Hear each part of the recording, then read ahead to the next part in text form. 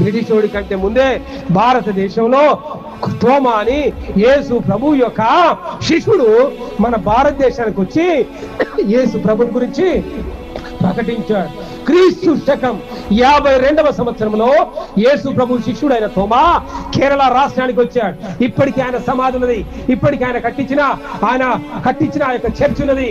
చేతనైతే కేరళకు పోయి టిక్కెట్ తీసుకొని రైలు పెట్టుకొని తోమా సమాధి చూసిరా, తోమా కట్టించిన చర్చి చూసిరా. బ్రిటిష్ వాడు ఇప్పుడు వచ్చిండండి 1757 సంవత్సరంలో భారతదేశానికి వచ్చాడు. కానీ తోమా ఎప్పుడు వచ్చిందండి? క్రీస్తు శకము 52వ సంవత్సరంలో వచ్చాడు.